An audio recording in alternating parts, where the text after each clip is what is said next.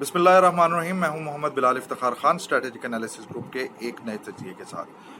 दोस्तों, लद्दाख के मामले के अंदर इंडिया और चाइना के दरमियान हालात फिर कशीदगी की तरफ जा रहे हैं। अभी थोड़ी देर पहले जनरल बख्शी की तरफ से एक ट्वीट हुई। इंडियन आर्मी के ये एक जज्बाती किस्म के जर्नैल हैं, उन्होंने इस बात का इंकिशाफ किया कि आज भी कोई फायरिंग का वाकया LAC पे पेश आया है पैंगोंग लेक के एरिया के अंदर। आप जानते हैं कि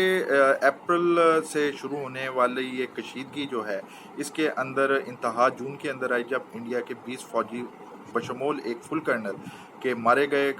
20 ज़ख्मी हुए, जबकि कई अफसरान और जवान जो हैं वो PLA के कैदी बने।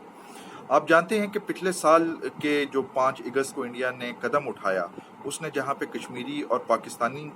कौम को ऑफेंड किया, वहाँ पे चाइना को भी इंडिया ने बहुत बुरे तरीके से ऑफेंड किया, जिसकी वजह 6 अगस्त को अमित शाह की तरफ से दिया गया लोकसभा में बयान था, जिसमें उसने कहा कि जो अक्साई चिन है वो भी कश्मीर का हिस्सा है, और हम जब कश्मीर को लेने की बात करते हैं तो हम चाइना से भी वो ले लेंगे। अच्छा, जब ये स्टेटस कश्मीर का चेंज हुआ और इसको 2 हिस्सों में बांट दिया गया, उसका एक तो असर ये हुआ कि चाइना ने इसको इस तरीके से लिया कि इसकी वजह से, इस चेंज ऑफ स्टेटस को की वजह से, जो बॉर्डर एग्रीमेंट्स थे वो सारे के सारे ऑटोमेटिकली कश्मीर के हवाले से होने वाले, कश्मीर के साथ जो चाइनीज़ बॉर्डर लगता है लद्दाख के साथ, वो सारे के सारे नल एंड वॉइड हो गए। और हमने देखा कि सितंबर के अंदर पहली झड़प जो है चाइनीज़ PLA और इंडियंस के दरमियान जो है वो हमारे सामने आई। और फिर इस साल अप्रैल के अंदर हमने देखा कि चाइनीज़ आगे बढ़े, जिसके अंदर हैंड टू हैंड कॉम्बैट भी हुआ। फिर जून के अंदर ये इंतहा पे पहुंचा, जहां के हमने देखा कि एक क्लैश के अंदर ये भी हैंड टू हैंड था, जिसके अंदर जो है 20 हिंदुस्तानी फौजी मारे गए,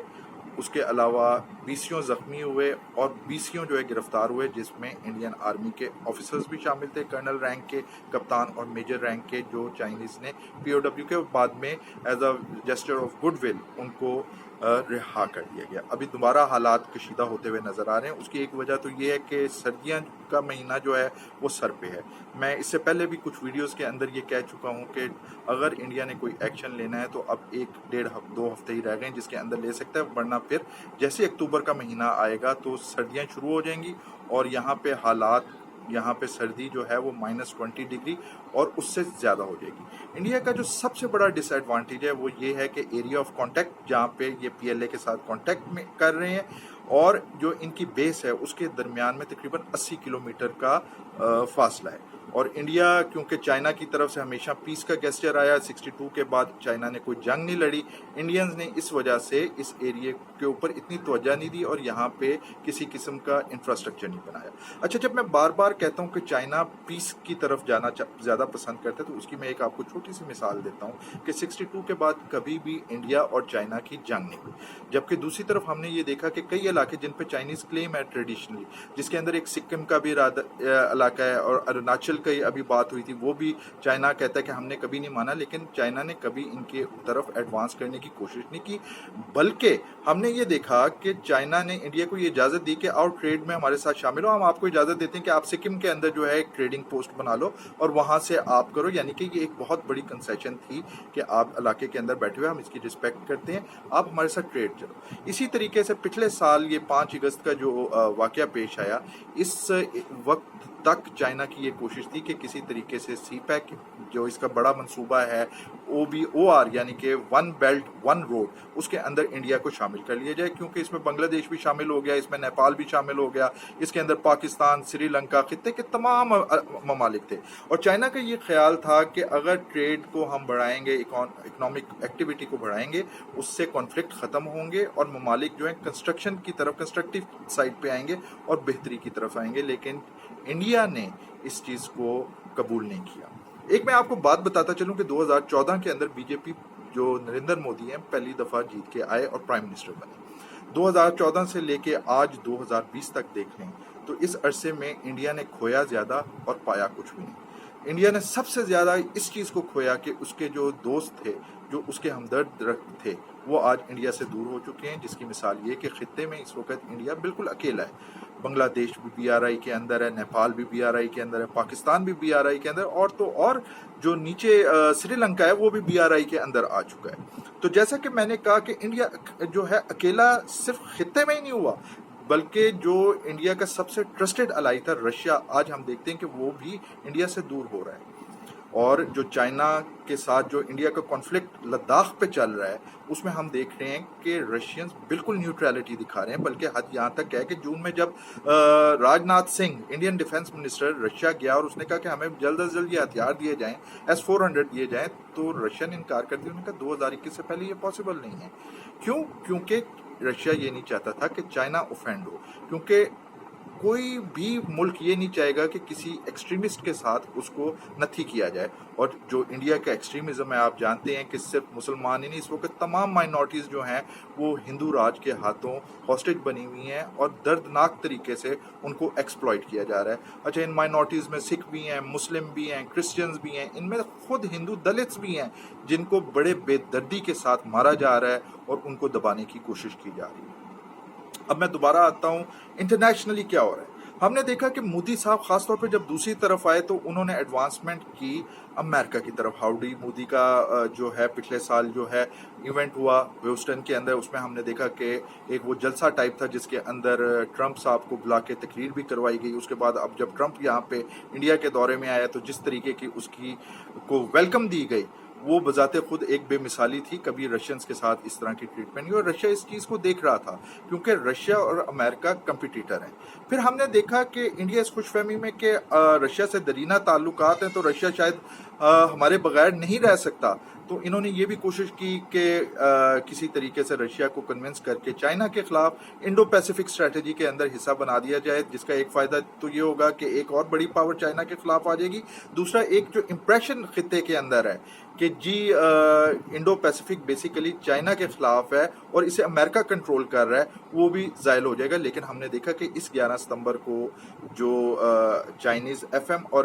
رشین FM کے درمیان میٹنگ ہوئی، اس کے اعلامیے کے اندر رشیا کھل کے انڈو پیسیفک کے سامنے اگینسٹ آ گیا اور اس نے کہا کہ ہم کسی انڈو پیسیفک کو نہیں مانتے، ہم ایشیا پیسیفک جو ہے اس کو مانتے ہیں، اور ہم چاہتے ہیں کہ جو خطے کے تنازعات ہیں انہیں آسیان کے پلیٹ فارم سے، جو ریجنل جو پلیٹ فارمز ہیں ان کے تحت جو ہے کیا جائے۔ اور اس میں ایک اور کل بھی میں نے بات کی کہ اس انڈونیشیا اور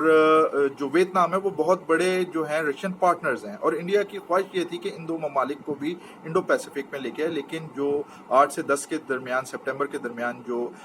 آسیان کا اجلاس تھا اس کے اندر آسیان ممالک اس چیز پہ متفق نظر آئے کہ ہم کسی کا اعلیٰ کار نہیں بنیں گے، جو ہمارے آپس کے ڈسپیوٹس ہیں، یہ جو ہمارے چائنا کے ساتھ ڈسپیوٹس ہیں ان کو ہم افہام و تفہیم کے ساتھ جو ہے نا پورا کریں گے۔ اس کے بعد جو سب سے بڑی جو ایک ایگزامپل میں آپ کو دینا چاہوں گا کہ انڈیا اور رشیا کس طرح دور ہوئے، وہ ہم نے کل دیکھی جب NSA لیول کا ایک ویڈیو کانفرنس اجلاس جاری تھا، اور اس میں ہمارے جو NSA ہیں جناب معید یوسف، انہوں نے اپنی بیک گراؤنڈ کے اندر پاکستان کے جو نقشہ لگایا ہوا تھا جس کے اندر پورے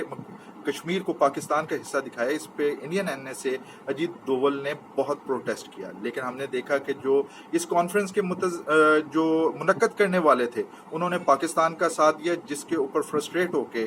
جو انڈین NSA اس اجلاس سے اٹھ کے چلے گئے، حالانکہ پاکستانی NSA کے بعد رشین NSA نے اس پہ بات کرنی تھی۔ آپ یہ بھی جانتے ہیں کہ یہ ایک بہت بڑی انڈیکیشن تھی کہ انڈیا فرسٹریٹ ہو چکا ہے اور وہ سمجھتا ہے کہ اب اس کا مستقبل جو ہے وہ روس کے ساتھ نہیں۔ اب آپ دیکھیں گے آہستہ آہستہ روس سے دوریاں جو ہیں وہ شروع ہو جائیں گی۔ اور اس میں آپ کو ایک آدھ اور بات بتاتا چلوں کہ رشین بھی ایک پرانی تہذیب ہے اور وہ چیزوں کو نوٹ کرتے ہیں اور اس کے بعد ہی وہ آگے چلتے ہیں۔ اور چائنا کے ساتھ اس وقت ان کی کوارڈینیشن ایسی ہے کہ دونوں ممالک کا سروائیول ایک دوسرے کے ساتھ ہے، کیونکہ امریکہ نے جو بساط بچھائی ہے اس کے اندر اگر ان دونوں ممالک نے اپنے مفادات کا تحفظ کرنا ہے تو دونوں کو ایک دوسرے کے ساتھ رہنا پڑے گا۔ اسی وجہ سے ہم دیکھ رہے ہیں کہ رشین پالیسی ٹورڈز پاکستان بھی چینج ہوتی ہوئی نظر آ رہی ہے، ہماری ملٹری ایکسرسائزز شروع ہوئیں، اس کے علاوہ جو ہے آپ دیکھ رہے ہیں کہ اعلیٰ وفود کا بھی تبادلہ ہو رہا ہے، اور اسی طریقے سے ایک نارملائزیشن سے بڑھ کے ایک دوستی کی طرف پاکستان اور روس بڑھ رہے ہیں۔ اب ہم آئیں گے دوبارہ لداخ کے معاملے میں۔ لداخ کے اندر اگلے مہینے سخت سردی کا موسم شروع ہو جائے گا، اور آپ جانتے ہیں کہ انڈیا جو پہلے یہاں پہ غور نہیں کر رہا تھا اس ایریے کے اندر، اب وہ مجبور ہے کہ وہ لداخ کے معاملے کے اندر بھی اپنی ایکٹیو ٹروپ ڈپلائمنٹ جو ہے وہ رکھے، کیونکہ رپورٹس کے مطابق جو انڈین میڈیا میں آ رہی ہیں کہ آلریڈی تقریباً 1000 اسکوائر کلومیٹر کا جو علاقہ ہے وہ چائنیز PLA کے کنٹرول میں ہے، اور اگر انڈیا छोड़ता है तो उनको ये शक है कि शायद ये और एडवांसमेंट होगी, क्योंकि चाइना तो साफ लफ्जों में कह चुका है कि मुझे तो 59 का बॉर्डर चाहिए। तो उसे रोकने के लिए इंडिया को यहाँ पे 25 से 30 हजार फौजी जो हैं वो डिप्लॉय करने पड़ेंगे। और आपको मैं ये बताता चलूं कि लद्दाख का टोटल बॉर्डर 250 किलोमीटर है। और आपको ये भी मैं बताता चलूं कि कुछ हफ्ते पहले चाइनीज फॉरेन मिनिस्ट्री की तरफ से एक बयान आया था जिसके मुताबिक उन्होंने इनकार किया था कि अरुणाचल को वो इंडिया का हिस्सा कभी भी नहीं मानते थे। तो India is in big trouble. 250 kilometre यहाँ पे तो डिप्लॉयमेंट रखनी पड़ेगी, बल्कि 3400 किलोमीटर जो लाइन ऑफ एक्चुअल कंट्रोल है उसके ऊपर भी डिप्लॉयमेंट करनी पड़ेगी। हम ये भी जानते हैं कि पिछले हफ्ते जो है एक इजलास भी हुआ था वैंग ली, चाइनीज फॉरेन मिनिस्टर और इंडियन जो फॉरेन मिनिस्टर है जयशंकर का, जिसमें 5 निकाती जो है एक फॉर्मूले के ऊपर बात हुई थी डी एस्केलेशन की। अब इंडियंस कह रहे हैं कि जो चाइनीज हैं वो वक्त चाह रहे हैं ताकि विंटर आए और इंडिया को सफर करना पड़े और चाइनीज अपने आप को मजीद कंसोलिडेट कर लें। यहाँ पे आपको बताता चलूं, क्योंकि चाइना के साथ अमन था लाइन ऑफ एक्चुअल कंट्रोल के ऊपर और चाइनीज बहुत ज्यादा स्पेस दे रहे थे इंडिया को, तो इंडिया ने यहाँ पे डिप्लॉयमेंट नहीं की। अब उन्हें यहाँ पे 25 से 30 हजार बंदे रखने पड़ रहे हैं। जो एरिया ऑफ कॉन्टेक्ट है पीएलए के साथ और जो इनकी बेस है, जो इनका आखिरी हद है, उसके दरमियान तकरीबन 80 किलोमीटर का फासला है। इसका मतलब ये है कि इनका किसी किस्म का भी बॉर्डर इंफ्रास्ट्रक्चर नहीं है। अभी अक्टूबर के अंदर जब बर्फबारी शुरू हो जाती है तो अक्टूबर के अंदर जो टेम्परेचर होगा वो -20 डिग्री से भी ज्यादा आगे गिर जाएगा। इसका मतलब ये है कि इंडिया को ट्रुप्स यहाँ पे कायम रखने के लिए तकरीबन 1000 करोड़ रोजाना, ये मैं अपने फिगर्स नहीं दे रहा, ये आज इंडियन अखबार द वायर के अंदर जो फिगर्स आए हैं उसके मुताबिक इंडिया एक्सपेक्ट कर रहा है कि 1000 करोड़ रुपया इनको रोजाना वहां पे खर्च करना पड़ेगा। अच्छा, ये 1000 करोड़ तो सिर्फ 250 लद्दाख बॉर्डर के लिए। इसके अलावा जो बाकी LAC है वो आप खुद ब खुद सोच सकते हैं कि कितने लाख करोड़ जो है इंडिया को खर्चा करना पड़ेगा एक ऐसे मौके पे जब हम देख रहे हैं कि कोविड-19 के आने के बाद इंडियन इकॉनमी बिल्कुल तबाही की तरफ चल रही है। तकरीबन 41 लाख बंदा जो है वो सिर्फ अपनी नौकरियों से फारग हुआ है इस अरसे के अंदर, और इंडियन जो है बजट डेफिसिट जो है वो बढ़ता जा रहा है। और एक अंदाजे के मुताबिक इंडियन गवर्नमेंट को 159 बिलियन US डॉलर्स जो है इस डेफिसिट के गैप को पूरा करने के लिए उधार लेना पड़ेगा, लोन लेना पड़ेगा। गो इंडिया के इस वक्त फॉरेक्स रिजर्व्स इंडियन मीडिया के मुताबिक तकरीबन 582 बिलियन US डॉलर्स हैं, लेकिन आप देख लें कि जो उधार ले रहे हैं तो वो भी तकरीबन आपको वापस तो करना पड़ेगा ना वो लैंड जो है। तो इंडिया इस वक्त बहुत बुरी हालत के अंदर है, इनकी इकॉनमी गिर रही है। इंटरनली जो बीजेपी की पॉलिसी है उसने इंडिया को इतना कमजोर कर दिया कि माइनॉरिटीज अपने आप को सेफ नहीं महसूस कर रही। वो दुनिया को दिखाने के लिए, हिंदू लीडरशिप को दिखाने के लिए वो वफादारी का ऐलान तो कर रही है, लेकिन जिस तरीके से उनको ख्वार किया जा रहा है तो उसकी वजह से वो बददिल हो चुकी है, मोराल का लेवल बहुत छोटा है। दूसरी तरफ क्योंकि बॉर्डर इंफ्रास्ट्रक्चर नहीं है, चाइना ने तो जहां जहां पे गया वहां पे अपना इंफ्रास्ट्रक्चर बनाना शुरू कर दिया, यहाँ तक कि internet, high speed internet lines जो है, फाइबर ऑप्टिक्स जो है वो भी बिछा दी। ऊपर से चाइना जो है वो जो है 2017 से तिब्बत के अंदर जब ये दोलखम का वाकया पेश आया है तो उन्होंने अपने मैच कर लिए, वो एक्लेमेटाइज सोल्जर्स हैं और अच्छा खाना, अच्छी चीज़, अच्छी टेक्नोलॉजी के साथ वो वहाँ पे बैठे हुए हैं। उनके लिए ये सर्दियाँ गुजारना कोई बड़ी बात नहीं, लेकिन वो इंडियन सोल्जर्स जो वहाँ पे अब डिप्लॉय हुए हैं उनके पास क्या होगा? कुछ भी नहीं होगा। ईगलूज भी आएंगे तो वो क्या उसमें सर्वाइव कर सकेंगे? उनके पास किसी किस्म का इंफ्रास्ट्रक्चर नहीं। नंबर 2 ये है कि जो टैंक और तोप खाना है वो -20 के अंदर उसको फंक्शन करने के लिए भी स्पेशल केयर की ज़रूरत है, तो उस केयर के लिए भी इनको एडिशनल पैसा जो है वहाँ पे लगाना पड़ेगा। यानी कि बगैर गोली चलाए इन सर्दियों के अंदर चाइनीज PLA बगैर गोली चलाए इंडिया की इकॉनमी का बेड़ा गर्क कर देगी। अब इंडिया बात करे एक नई स्ट्राइक कोर जो है उसे रेज करने की। अच्छा, स्ट्राइक कोर रेज करना जिसकी वो तादाद जो है आज के वायर के मुताबिक तकरीबन 80-90 हज़ार वो कह रहे हैं कि उसकी स्ट्रेंथ होगी, तो उस स्ट्रेंथ को पूरा करने के लिए भी आपको जो है पैसा लगाना पड़ेगा और वो भी लाखों करोड़ों के अंदर होगा, लाख करोड़ से ज्यादा का होगा। इसके अलावा जो आपका इक्विपमेंट पड़ा हुआ है उसको चालू रखने के लिए आपका लाखों रुपए का, लाख करोड़ों का बल्कि जो है अरबों रुपए का आपका खर्चा आएगा। इसके अलावा जो आपका डेफिसिट है पाकिस्तान के साथ एक अलग मैट्रिक्स है, चाइना के साथ अलग है। तो चाइना एक बड़ी पावर है, चाइना के साथ उसको चेक रखने के लिए आपको नए रेडार खरीदना पड़ेंगे, नया इक्विपमेंट, وغیرہ وغیرہ الائڈ اتنی چیزیں خریدنی پڑیں گی جس کے لیے انڈین اکانومی کو بہت بڑی قربانی دینی پڑے گی. ایک ایسی حالت جس کے اندر قربانی جا رہی ہے، پیسے جو ہیں وہ آپ کے جا رہے ہیں، اس کا مطلب ہے پرائیویٹ سیکٹر جو ہے، جو باقی سوسائٹی ہے، وہ سفر کرے گی. اور آگے جو ایک ماحول پیدا ہو چکا ہے وہ یقیناً انڈیا کو پش کرے گا ایک ایسی سول وار کی طرف، ایک ایسی انارکی کی طرف جو کہ انڈیا کے لیے ظاہری بات ہے اس کی اپنی سالمیت کے لیے بہت بڑا خطرہ ہوگی. وہ بھی اس وقت جب آپ جانتے ہیں کہ 7 سسٹر اسٹیٹس کے اندر جو سچویشن چل رہی ہے، اس کے علاوہ جو ہے خالستان کی بات ہو رہی ہے، کشمیر کے اندر جو ہے فریڈم موومنٹ چل رہی ہے، تو انڈیا کے لیے یہ سب کچھ کرنا بہت مشکل ہو جائے گا. دوسرا جو پاکستان کے بارڈر کے اوپر انہوں نے ٹروپس لگائے تھے وہ موو کرنے پڑیں گے. جو ایک بپن راوت صاحب بات کرتے تھے ٹو فرنٹل وار، تو ٹو فرنٹل وار تو بہت دور کی بات. یہاں پہ تو چائنیز نے ان کو ایسے انوالو کر لیا کہ ون فرنٹل وار بھی وہ لڑنا پائیں گے، بلکہ لڑے بغیر ہی ان کو ہتھیار جو ہیں وہ پھینکنے پڑیں گے.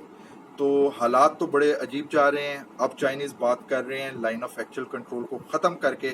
زون آف ایکچوئل کنٹرول کی بات کر رہے ہیں، جو انڈیا کے لیے عزت کا معاملہ ہے. روس دور ہو چکا ہے، ہمسائے ممالک خراب ہو چکے ہیں، امریکہ ہے تو وہ دور سے کھڑا ہوا اپرچونٹی کو دیکھ رہا ہے. اور آج میں اس ویڈیو کے اندر ایک پریڈکشن کر رہا ہوں کہ اکتوبر کے اندر جو ایشین نیٹو کے حوالے سے اجلاس ہونا ہے، یوں محسوس ہو رہا ہے کہ انڈیا اس نیٹو کو جو ہے اس میں شامل ہو جائے گا، جو انڈیا کی طرف سے ایک بہت بڑی ایک اور غلطی ہوگی. انڈیا کو یہ سمجھ لینا چاہیے ہے کہ جس وہ ہندو راشٹرا کے چکروں میں پڑ چکا ہے اس کی نے انڈیا کو بالکل تنہا کر دیا ہے. اور گاندھی اور نہرو کا وہ ہندوستان جو سیکولرزم کی بات کرتا تھا، آج بدترین ہندو نیشنلزم اور فاشزم کی تصویر بنا ہوا ہے. انٹل نیکسٹ انالیسز، مجھے محمد بلال افتخار خان کو اجازت دیجیے. السلام علیکم ورحمۃ اللہ.